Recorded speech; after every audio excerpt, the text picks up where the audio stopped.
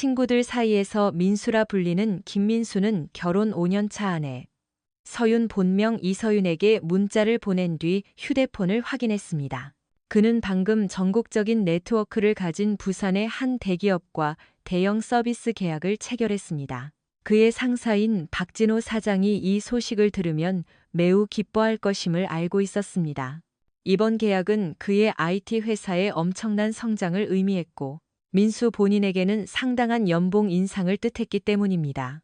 아마 이제는 서윤과 미뤄왔던 2세 계획을 세울 수 있을지도 모른다고 생각했지만 마음 한구석의 의구심은 지워지지 않았습니다. 불안감은 일주일 전 박 사장과 함께 다녀온 캠핑 여행 이후 시작되었습니다. 여행에서 돌아온 서윤은 어딘가 달라져 있었습니다.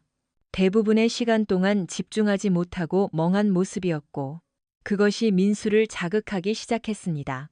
하지만 그게 다가 아니었습니다.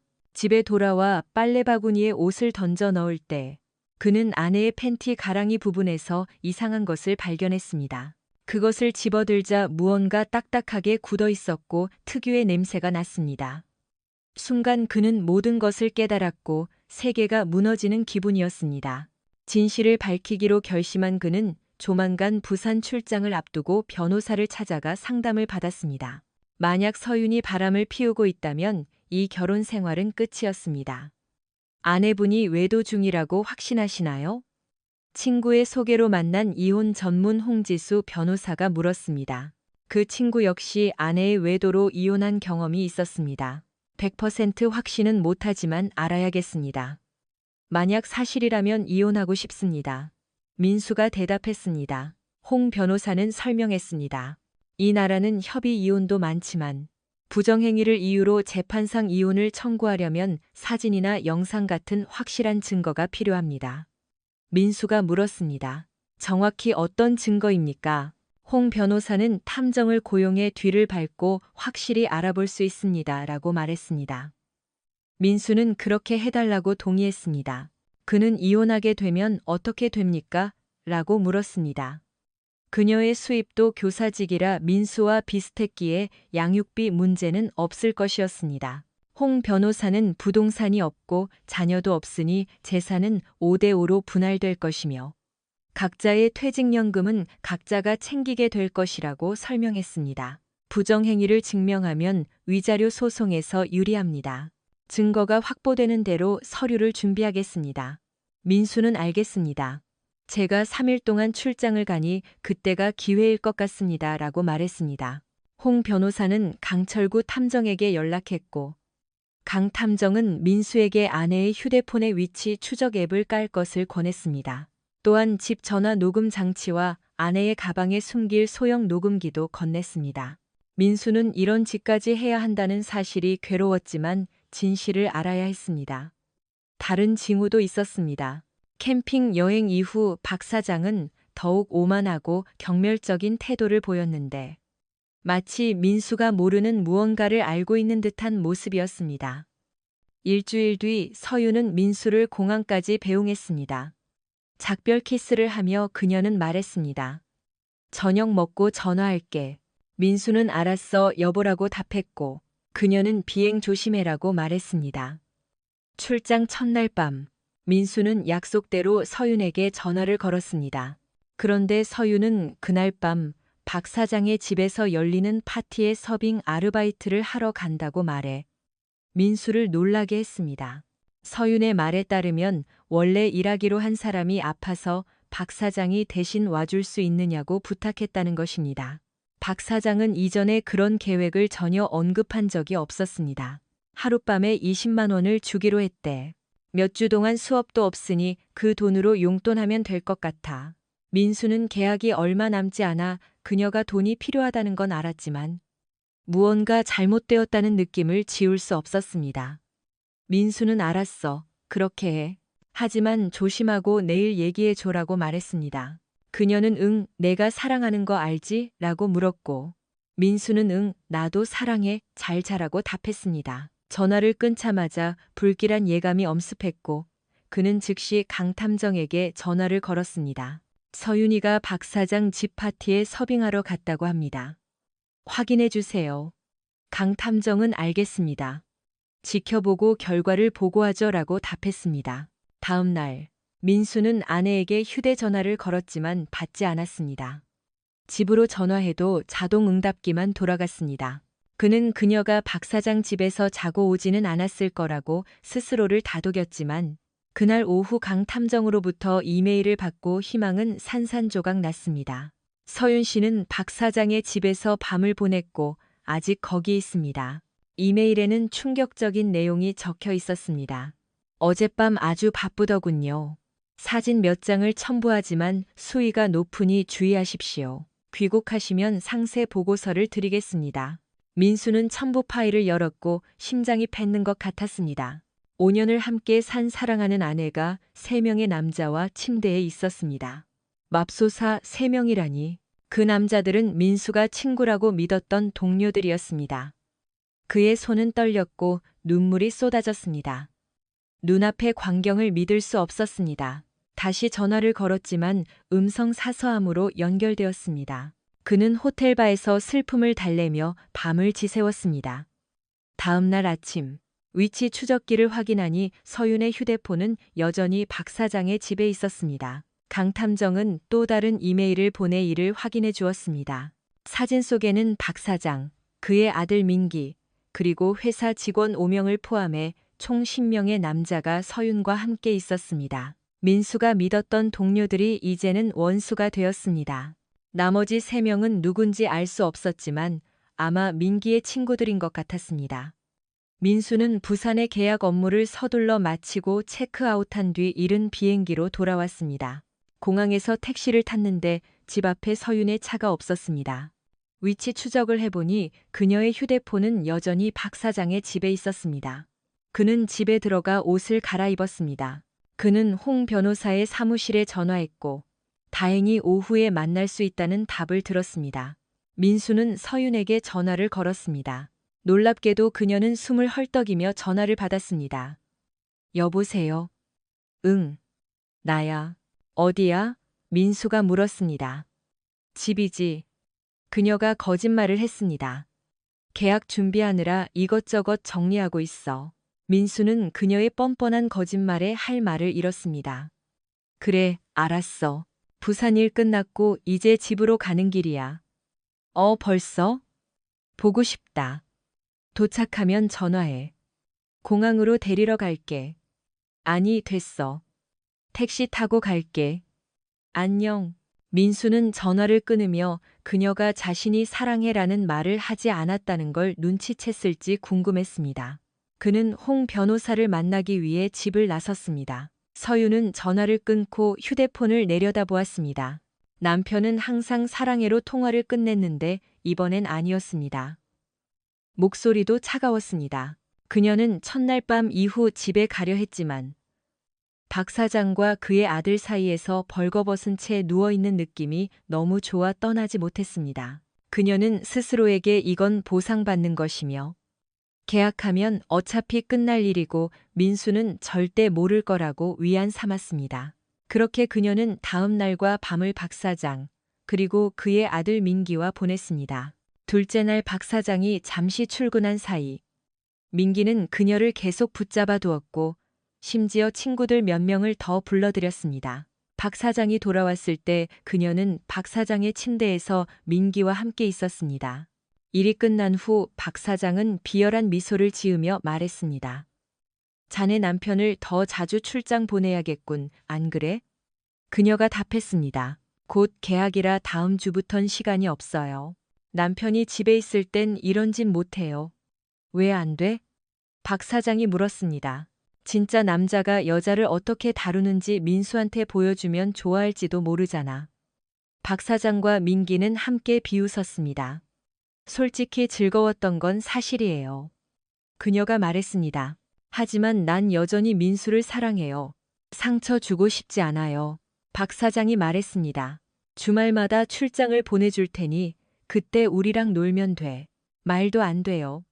민수도 바보가 아니니 언젠가 눈치챌 거예요. 박 사장은 카메라를 집어들며 말했습니다. 민수 문제는 내가 해결하지. 대신 조건이 하나 있어. 그게 뭐죠? 그녀가 물었습니다. 이제 민수랑은 잠자리하지 마. 박 사장이 말했습니다. 넌 이제 우리 거야. 알겠나? 하지만 어떻게 그래요? 핑계를 만들어. 머리가 아프다든지 뭐든지. 알겠어요. 노력해 볼게요. 그녀가 답했습니다. 그 후 민기의 친구들이 몇 명 더 왔고 그녀는 그들의 놀이개가 되었습니다. 박 사장은 그룹 내의 다른 독신남들도 초대했습니다. 이제 그녀는 완전히 타락한 생활을 즐기게 되었습니다. 민수는 강탐정이 수집한 모든 증거를 보고 큰 충격에 빠졌습니다. 사진뿐만 아니라 아내가 여러 남자와 차마 입에 담지 못할 행위를 하는 영상이 담긴 DVD 2장이 있었습니다. 민수가 알던 그녀라면 절대 하지 않았을 일들이었습니다. 그녀의 타락한 모습을 보며 민수의 사랑은 분노로 바뀌었습니다. 홍 변호사가 그를 위로하려 했지만 소용없었습니다. 어떻게 5년 만에 사람이 저렇게 변할 수 있단 말인가? 그는 자신이 무엇을 잘못했기에 이런 일을 겪어야 하는지 자문했습니다. 박 사장은 또 어떤가? 그는 그 노인을 친구로 믿었습니다. 부정행위를 근거로 이혼 소송을 진행하겠습니다. 홍 변호사가 말했습니다. 원하신다면 박 사장과 동료들을 상대로 정신적 손해배상 소송도 제기할 수 있습니다.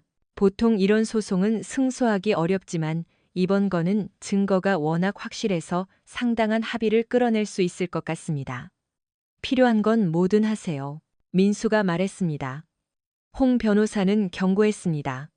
절대 멍청한 짓은 하지 마세요. 폭행 같은 거 말입니다. 감옥에서 당신을 빼내고 싶진 않으니까요. 민수는 고개를 저었습니다. 걱정 마세요. 그러지 않을 겁니다. 서류는 언제 준비됩니까? 며칠이면 됩니다. 그때까지는 아내 앞에서 평소처럼 행동하세요. 연기는 잘못합니다. 그리고 절대 그녀에게 손대지 않을 겁니다. 그 남자들 사이에서 무슨 병이라도 옮아왔을지 누가 압니까? 홍 변호사는 몸이 안 좋다고 핑계를 대세요. 시간을 벌기에 충분할 겁니다. 라고 조언했습니다. 민수는 고개를 끄덕이고 사무실을 나섰습니다. 차에 앉아 그는 또 다른 결심을 했습니다.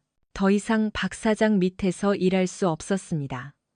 자신을 배신한 자들과 한 공간에 있는 것조차 견딜 수 없었습니다. 그는 휴대폰을 꺼내 한 번호를 찾았습니다. 그리고 전화를 걸었습니다. 네, 정태호입니다. 상대방이 전화를 받았습니다. 태호 형님, 민수입니다. 오, 민수야. 잘 지냈니? 대제국 IT의 CEO인 정태호가 물었습니다. 그저 그렇습니다. 형님, 전에 말씀하셨던 그 자리 아직 비어 있습니까? 정태호는 오래전부터 민수를 영입하려 했지만 민수는 박 사장에 대한 의리 때문에 거절해 왔습니다. 하지만 이제 그 의리는 사라졌습니다. 당연하지. 드디어 우리 회사로 오기로 한 거냐? 네, 그렇게 됐습니다. 몇 가지 일이 생겨서 더 이상 여기서 일할 수 없게 됐습니다. 유감이구나. 내가 도울 일이 있니? 그냥 일자리만 주십시오. 박 사장 밑에서 했던 것보다 더 열심히 하겠습니다. 물론이지. 다음 주 월요일부터 출근할 수 있겠니? 네, 알겠습니다. 민수가 답했습니다. 좋아. 그럼 오늘 저녁에 재수 씨랑 같이 우리 집으로 와서 로즈가 만든 갈비찜이나 먹자. 연봉 협상도 좀 하고. 형님, 정말 가고 싶지만 아내는 같이 갈 수 없을 것 같습니다. 왜? 무슨 일 있니? 전화로 말씀드리긴 좀 그렇고 저녁에 뵙고 말씀드리겠습니다. 민수의 어두운 목소리에 정태호는 걱정스럽게 대답했습니다. 알았다. 사실 로즈가 상담 자격증도 있으니 내 고민을 들어줄 수 있을 거다.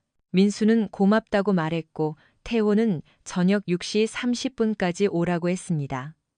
통화를 끝내자 마음의 짐이 조금 덜어지는 기분이었습니다. 그는 시동을 걸고 집으로 향했습니다. 집에 도착했을 때 서유는 아직 박 사장의 집에서 돌아오지 않은 상태였습니다. 그는 서류 가방을 들고 들어가 샤워를 하고 옷을 갈아입은 뒤 컴퓨터 앞에 앉아 사직서를 작성했습니다. 오후 5시쯤 서윤이 드디어 귀가했습니다. 남편이 컴퓨터 앞에 앉아 있는 것을 본 그녀는 키스하려 다가왔지만 민수가 고개를 돌리는 바람에 뺨에 살짝 닿았을 뿐이었습니다. 그녀는 당황하며 멈춰 섰습니다. 그녀는 남편의 안색을 살피며 물었습니다. 무슨 일 있어? 아니, 그냥 좀 피곤하네. 시차 때문인지 몸도 안 좋고. 오늘 밤은 서재 소파에서 자야겠어. 그래? 어디 가는데? 그녀가 물었습니다. 저녁 약속이 있어. 누구랑? 여자야? 그녀가 불안한 듯 물었습니다. 바람 피우는 거냐고 묻는 거야? 민수가 되물었습니다. 난 우리 결혼 생활 동안 단 한 번도 너를 배신한 적 없고 지금도 그럴 생각 없어. 너도 똑같이 말할 수 있어? 서유는 소름 끼치는 공포를 느꼈습니다. 설마 알고 있는 건가? 그녀는 자문했습니다. 아니, 절대 알 리가 없어. 당연하지. 그녀가 대답했습니다. 민수는 믿지 않는 눈치였습니다. 출장은 잘 다녀왔어? 그녀가 화제를 돌리려 애썼습니다. 성공적이었어. 민수가 짧게 답했습니다. 박 사장님 집 아르바이트는 어땠어? 응, 괜찮았어. 좀 힘들긴 했지만 재미있었어. 그랬겠지. 민수가 차갑게 말했습니다. 그는 시계를 보더니 컴퓨터를 끄고 일어났습니다. 그녀를 지나쳐 안방으로 가서 옷을 갈아입고 나왔습니다. 서유는 소파에 앉아 그를 지켜보았습니다. 얼마나 걸려? 그녀가 물었습니다. 모르겠어. 기다리지 마. 다녀올게. 민수는 차 키를 챙겨 문을 나섰습니다. 그녀는 민수가 나갈 때 사랑해라고 말하지도 키스하지도 않았다는 사실을 깨달았습니다. 남편의 차가 멀어지는 것을 본 그녀는 집 전화를 들어 박 사장에게 전화를 걸었습니다. 모든 통화가 녹음되고 있다는 사실은 꿈에도 모른 채 말입니다. 진호 씨, 민수가 뭔가 눈치챈 것 같아요. 왜 그렇게 생각하지? 나한테 손도 안 대요. 평소엔 나갈 때 항상 키스해주고 사랑한다고 말하는데 이번엔 전혀 아니었어요. 목소리도 너무 차갑고 누구랑 저녁 약속이 있다는데 누군지는 말 안 해줬어요. 박 사장이 말했습니다. 알게 되면 어때? 정안되면 우리 집에 와서 살면 돼. 민수 녀석은 내가 회사 일로 바쁘게 만들어서 집에 잘 못 들어오게 하면 그만이야. 하지만 난 걔를 잃고 싶진 않아. 유능하거든. 서윤이 울먹였습니다. 난 민수를 사랑해요. 박 사장이 크게 웃었습니다. 그래, 지난 이틀 동안 우리한테 보여준 그 모습이 사랑이었나 보지? 장난하지 마요, 진호 씨. 당신들이랑 한 짓들 그래요. 즐거웠어요. 하지만 난 민수를 잃고 싶지 않다고요. 그래, 알았어. 박 사장이 말했습니다. 일단 걔가 의심을 거두게 해. 시간이 좀 지나면 잊어버리겠지. 만약 안 그러면 우리가 손을 좀 써야겠어. 그를 해치지는 않을 거죠? 그녀가 물었습니다. 해치다니. 그냥 세상이 어떻게 돌아가는지 보여주겠다는 거지. 그리고 네가 우릴 도와야 해. 네? 제가요? 때가 되면 네가 민수한테 다 설명하게 될 거야. 네가 누구 소유인지 잊지 마. 학교 이사회에 그 영상을 보내길 원하진 않겠지? 설마 그러시진 않겠죠? 글쎄 어떨까? 난 충분히 그럴 수 있어. 박 사장이 말했습니다. 네가 산에서 찍힌 영상이랑 아주 묘한 자세로 찍힌 영상들이 많거든. 내 엉덩이는 이제 내 거야. 그러니까 민수 녀석이 고분고분하게 잘 다독여. 서유는 막다른 골목에 몰린 기분으로 굴복했습니다. 알았어요, 진호 씨. 제발 민수는 건드리지 마세요. 박 사장은 낄낄거리며 전화를 끊었습니다. 민수는 정태호와 할로즈 부부의 집으로 차를 몰았습니다. 가는 길에 와인 한 병을 샀습니다. 배를 누르자 태호가 반갑게 맞이했습니다. 와인까지 가져왔네. 민수야. 고맙다. 태호는 민수를 식당으로 안내했습니다. 로즈가 갈비찜을 차려놓고 기다리고 있었습니다. 민수 씨, 어서 와요. 우리 남편이 새 식구가 될 분이라고 자랑이 대단했어요. 민수는 로즈와 인사했고 태호는 와인을 땄습니다. 만나서 반갑습니다. 로즈 씨. 편하게 로즈라고 불러요. 형수님도 좋고요. 식사가 시작되었고 민수는 로즈의 갈비찜 맛에 감탄했습니다. 제가 먹어본 갈비찜 중에 최고입니다. 좋게 봐주니 고맙네요. 제 특기 요리거든요. 자, 민수야. 궁금해서 그런데 왜 그렇게 갑자기 박 사장 회사를 그만두려는 거니? 무슨 일 있었지? 태호가 물었습니다.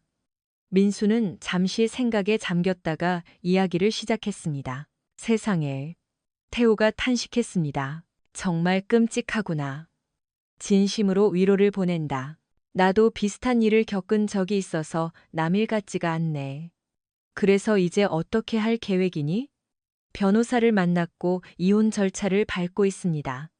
재산 분할도 진행 중이고요. 민수가 답했습니다. 로즈가 조심스럽게 물었습니다. 상담은 어때요?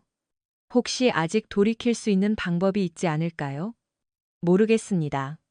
서윤이가 갑자기 왜 그렇게 변했는지 제가 알던 사람이 아닌 것 같습니다. 어떻게 견디고 있나요? 로즈가 물었습니다. 솔직히 잘 안 됩니다. 변호사는 평소처럼 행동하라는데 얼굴 보는 것조차 힘듭니다. 민수 씨, 전문가의 도움이 필요할 것 같아요. 로즈가 제안했습니다. 태호 씨 말대로 제가 상담을 해줄 수 있어요. 원하신다면 매주 시간을 내볼게요. 우리 회사 복지 혜택에 상담 프로그램이 포함되어 있으니 비용 걱정은 마세요. 민수는 쓴웃음을 지으며 고맙다고 했습니다. 태호가 거들었습니다. 로즈는 내가 힘들 때 나를 구해준 사람이야. 너도 도와줄 수 있을 거다. 민수는 생각 끝에 알겠습니다. 그렇게 하죠라고 답했습니다. 태호는 민수의 어깨를 두드리며 격려했습니다. 두 사람은 태호의 서재로 가서 새로 맡게 될 업무에 대해 2시간 동안 이야기를 나눴습니다. 밤 10시쯤 민수는 다시 삶의 주도권을 찾은 기분으로 집으로 향했습니다. 집에 도착하니 거실에 불이 켜져 있었습니다. 그는 서윤이 혼자 있기를 바랐습니다. 차에서 내려 집으로 들어가니 서윤이 소파에 앉아 있었습니다. 약속은 잘 다녀왔어? 그녀가 물었습니다. 응, 잘 끝났어. 피곤하니 먼저 자러 갈게. 잘 자. 민수는 컴퓨터가 있는 작은 방으로 들어가 옷을 벗기 시작했습니다. 여기서 자게? 서윤이 문가에서 물었습니다. 아직 몸이 안 좋아서 소파 침대에서 자는 게 편할 것 같아. 문제 있어? 아니, 그런 건 아닌데. 당신 3일이나 비웠잖아. 난 우리가 좀 같이 있고 싶었거든. 민수가 말했습니다. 오늘은 그럴 기분이 아니야. 사실 그녀에게 닿는다는 상상만으로도 구역질이 났습니다. 알았어. 그럼 내일은? 그녀가 작게 물었습니다. 모르겠어. 상황 봐서. 그녀는 고개를 끄덕이며 돌아섰지만 남편이 자신의 부정을 알고 있는 건 아닌지 불안해했습니다. 다음 날 아침. 민수는 서윤이 깨기 전 사직서를 챙기고 커피를 한 잔 마셨습니다. 식탁 위에 있는 서윤의 가방에서 녹음기를 수거해 어제 통화 내용을 내려받았습니다. 그는 사랑해라는 말도 작별 인사도 없이 집을 나섰습니다. 서윤은 남편이 나가는 소리를 들으며 침대에서 눈물을 흘렸습니다. 민수는 사무실에 출근해 누구와도 말하지 않았습니다. 비서에게 짧게 인사만 하고 방에 들어가 짐을 싸기 시작했습니다. 그때 박 사장이 들어왔습니다. 이게 다 뭔가? 민수는 서류 가방에서 봉투 2개를 꺼냈습니다. 하나는 부산 계약서 완료본이고 다른 하나는 제 사직서입니다. 즉시 퇴사하겠습니다. 이번 계약 성사 보너스와 퇴직금 정산해 주시죠. 박 사장은 충격을 받은 듯 했습니다. 이게 무슨 소리야? 왜 그만두나? 난 자네가 필요해. 민수가 되물었습니다. 정말 모르셔서 묻는 겁니까? 절 그렇게 바보로 보셨나요? 몇 가지 사실을 알게 되었고 더 이상 여기서 일할 수 없게 됐습니다. 이미 다른 회사로 옮기기로 했으니 인사과에 들르겠습니다. 잠깐만 민수야, 우리 얘기 좀 하자. 박 사장이 붙잡았지만 민수는 고개를 저었습니다. 할 말 없습니다. 당신을 친구로 믿었는데 제 등 뒤에 칼을 꽂고 제 가정을 파괴하셨더군요. 뭐 알게 됐다니 말해주지. 자네 아내는 나랑 아주 즐거워하더군. 하지만 그렇다고 커리어를 망칠 필요는 없잖아. 그냥 당분간 지켜보게. 서윤이가 그 짜릿함에 좀 중독됐을 뿐이지 결국엔 자네한테 돌아갈 거야. 진심으로 제가 그걸 받아들일 거라 생각하십니까? 대체 언제부터였습니까? 캠핑 갔을 때부터였지. 자네랑 다른 사람들이 낚시하러 갔을 때 말이야. 그날 서윤이가 얼마나 적극적이었는지 자네는 모를 거네. 나보고 자네보다 훨씬 대단하다더군. 민수는 그 말을 듣고도 동요하지 않으려 애썼습니다. 그럼 사무실 일 때문에 저를 급히 출장 보냈던 것도 다 계획된 거였군요? 그래, 맞네. 그래야 자네 아내랑 마음 편히 즐길 수 있으니까. 박 사장은 비열하게 웃으며 고개를 끄덕였습니다. 그래서 어쩔 건가? 민수는 휴대폰을 꺼내 박 사장이 들어올 때부터 시작했던 녹음을 종료했습니다. 자백 감사합니다.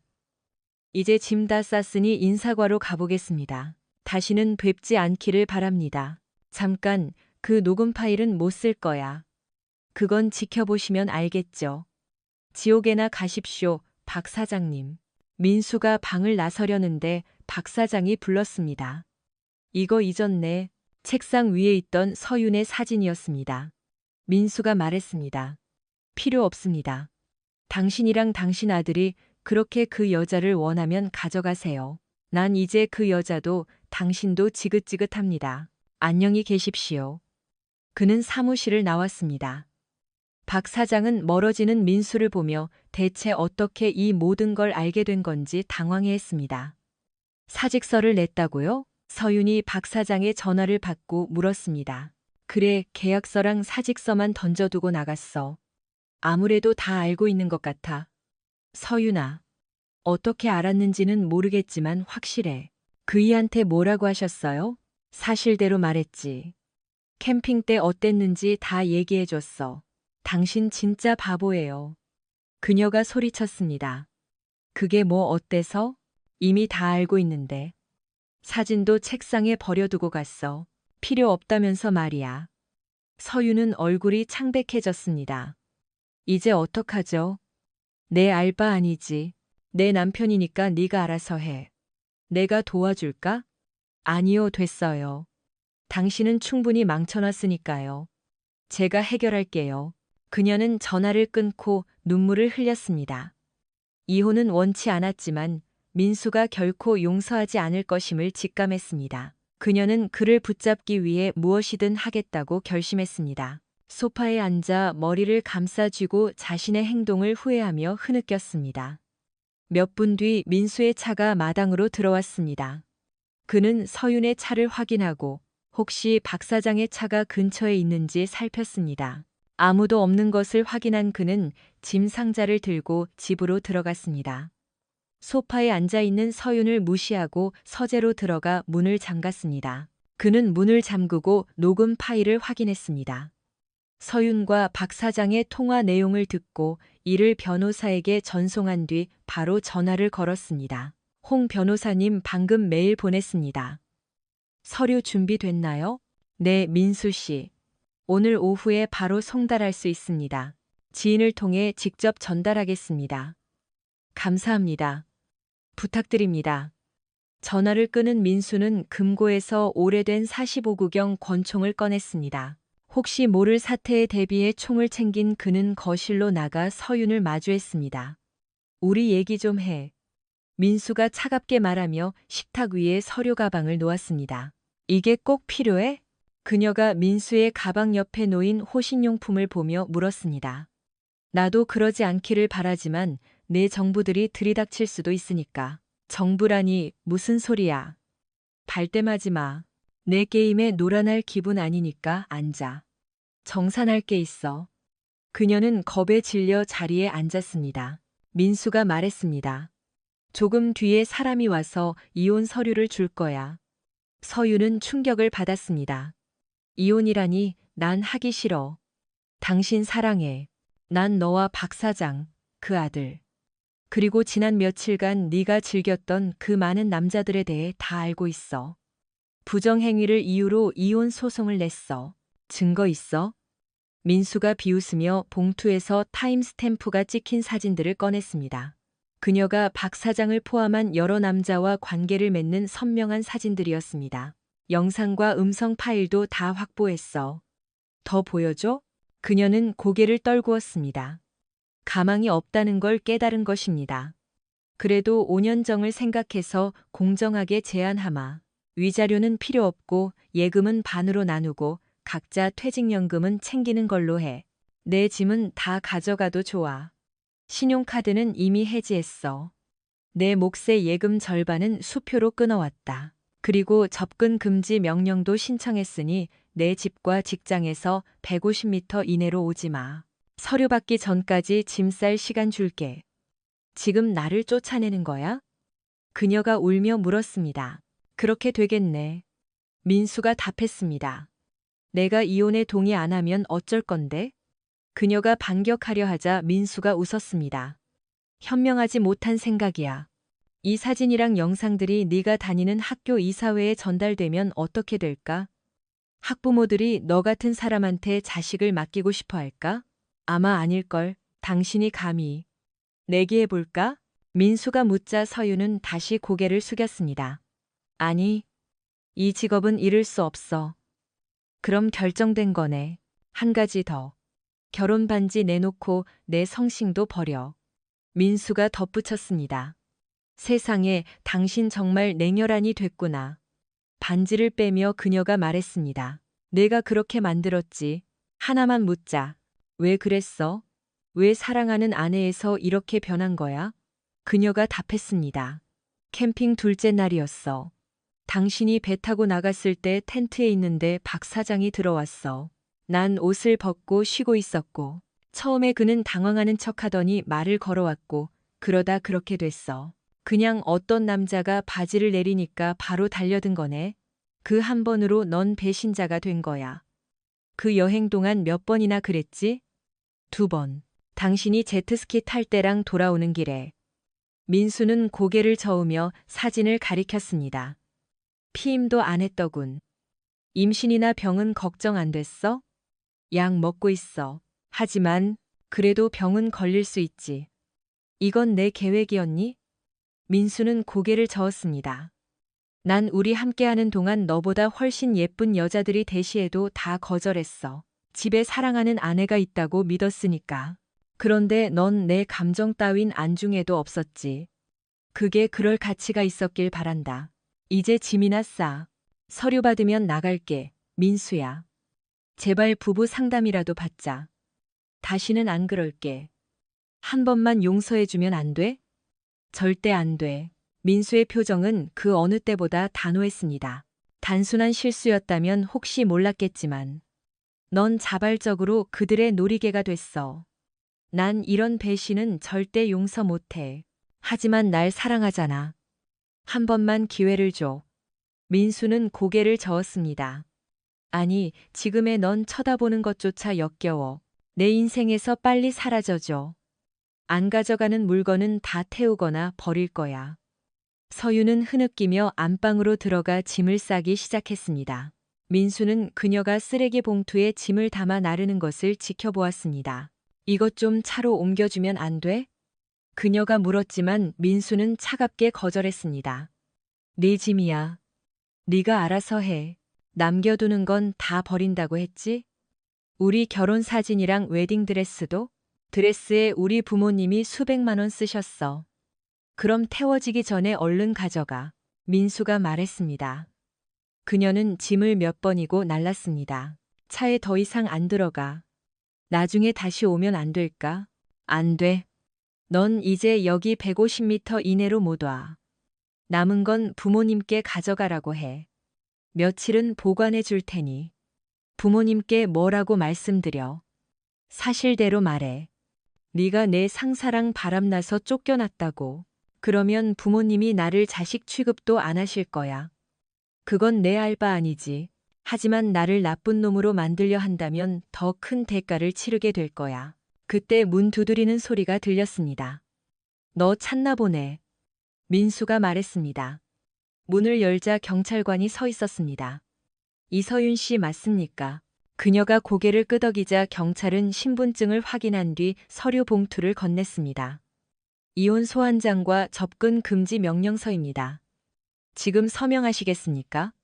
그녀는 눈물을 흘리며 서류에 서명했습니다. 이건 변호사에게 전달하겠습니다. 지금 즉시 떠나십시오. 다시 오면 체포됩니다. 경찰의 말에 그녀는 민수를 마지막으로 돌아보았습니다. 미안해. 나도 미안하네. 잘 가. 그녀는 떠났습니다. 그 후 며칠간 민수는 바빴습니다. 서윤은 연락하지 않았지만 박 사장이 2번이나 전화를 걸어 협박했습니다. 민수 이 자식, 소송 취하 안 하면 가만 안 둔다. 민수는 웃으며 녹취록을 홍 변호사에게 보냈고 그녀는 이를 경찰에 신고했습니다. 서윤의 부모님도 전화를 걸어 남은 짐을 가져가겠다고 했습니다. 네, 오셔도 됩니다. 하지만 서윤이는 동행하면 안 됩니다. 장인어른과 장모님이 도착했을 때 그들은 민수를 설득하려 했습니다. 민수야, 서윤이가 실수한 거다. 한 번만 용서해주면 안 되겠니? 장모님. 서윤이가 뭐라고 하던가요? 박 사장이랑 좀 다퉜다고만 하더구나. 민수는 사진과 DVD가 든 봉투를 건넸습니다. 사진을 확인한 2분은 충격에 휩싸였습니다. 죄송합니다. 서윤이가 사실대로 말하지 않았나 보군요. 보시다시피 상황이 이렇습니다. 장모님은 말을 잇지 못했고 장인어른의 얼굴은 분노로 붉어졌습니다. 이 못난 딸년을 내가 잘못 키웠군. 장인어른이 말했습니다. 민수야, 정말 미안하다. 자네를 탓하지 않으마. 그들은 남은 짐을 챙겨 떠났습니다. 그날 늦게 다시 문 두드리는 소리가 들렸습니다. 박 사장과 아들 민기, 그리고 직원 2명이 서 있었습니다. 민수는 권총을 뒤에 숨기고 문을 열었습니다. 이 자식, 오늘 끝장을 내주마. 박 사장이 으르렁거렸습니다. 민수는 총을 꺼내 그들을 겨눴습니다. 멈춰. 한 발짝만 더 오면 쏜다. 네가 쏠 배짱이나 있어? 박 사장이 물었습니다. 해보든가. 이미 경찰에 신고했고 곧 도착할 거다. 접근 금지 위반으로 다들 감옥 가고 싶으면 계속 있어. 그때 사이렌 소리가 들리고 경찰차가 도착했습니다. 박 사장 일당은 도망치려 했지만 경찰에 붙잡혔습니다. 민수는 총을 내려놓았습니다. 경찰관님. 이 사람들이 접근 금지 명령을 어기고 주거 침입을 시도하며 협박했습니다. 민수는 서류를 보여주었고 내 남자는 수갑이 채워진 채 연행되었습니다. 경찰은 민수의 총기 소지 허가증을 확인한 뒤 주의를 주고 떠났습니다. 그 후 3개월은 꿈만 같았습니다. 정태호 형님의 회사에서 일하는 것은 박 사장 밑에 있을 때보다 훨씬 즐거웠습니다. 로즈 형수님과의 상담은 상처받은 마음을 치유하는 데 큰 도움이 되었습니다. 그는 운동도 시작했고 식단 조절도 하며 건강을 되찾았습니다. 이혼 소송은 서윤이 반대하지 않아 순조롭게 진행되었습니다. 하지만 박 사장을 상대로 한 정신적 손해배상 소송은 달랐습니다. 홍 변호사의 전략과 증거 앞에 판사는 민수의 손을 들어주었습니다. 판사는 박 사장에게 10억 원의 배상금을 지급하라고 명령했습니다. 판사는 판결문에서 박 사장의 행위가 반사회적이고 부도덕하며 지위를 이용해 가정을 파괴한 점을 엄중히 꾸짖었습니다. 박 사장의 변호사가 항의했지만 판사는 단호했습니다. 이 판결은 확정입니다. 배상금을 지급하지 않으면 감치 처분하겠습니다. 박 사장은 결국 수표를 써서 건넸습니다. 민수는 그 돈으로 변호사 비용을 지불하고 남은 돈을 저축했습니다. 박 사장의 소문은 업계에 퍼졌고 많은 거래처가 그와 절교했습니다. 민수는 박 사장의 회사가 곧 망할 것이라고 확신했습니다.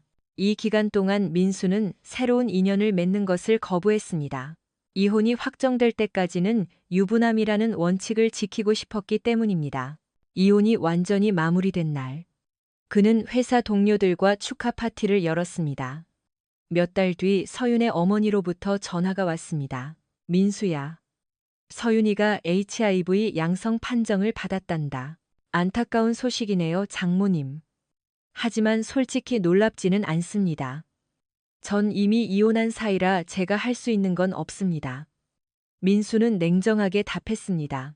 그래도 한 번만 만나서 얘기 좀 해주면 안 되겠니? 그녀의 간청에 민수는 결국 승낙했습니다. 그는 서윤의 부모님 댁으로 향했습니다. 그곳에서 만난 서윤은 예전의 모습은 온데간데 없이 야위고 초췌해져 있었습니다. 그녀는 민수에게 다가오려 했지만 민수는 거리를 두었습니다. 건강해 보이네, 민수야. 그녀가 말했습니다. 응, 새 직장과 친구들 덕분에 잘 지내고 있어. 넌 어때? 난 보다시피 엉망이야. HIV 확진 받았어. 들었어. 안타깝지만 자업자득이라는 생각도 드네. 대체 언제 감염된 거야? 박 사장 집에 있었던 그 며칠 동안이었던 것 같아. 그때 방어 기구 없이 너무 많은 남자랑 그녀는 울먹이며 사과했습니다. 정말 미안해. 내 행동이 모든 걸 망쳤어. 네가 최고의 남편이었다는 걸 이제야 깨달았어. 내 호르몬에 눈이 멀어 바보 같은 짓을 했어. 죽기 전에 내 용서를 받고 싶어. 민수는 그녀의 말을 가만히 들었습니다. 그녀가 처음으로 진심으로 잘못을 시인하는 모습이었습니다. 그는 로즈 형수님과의 상담 내용을 떠올렸습니다.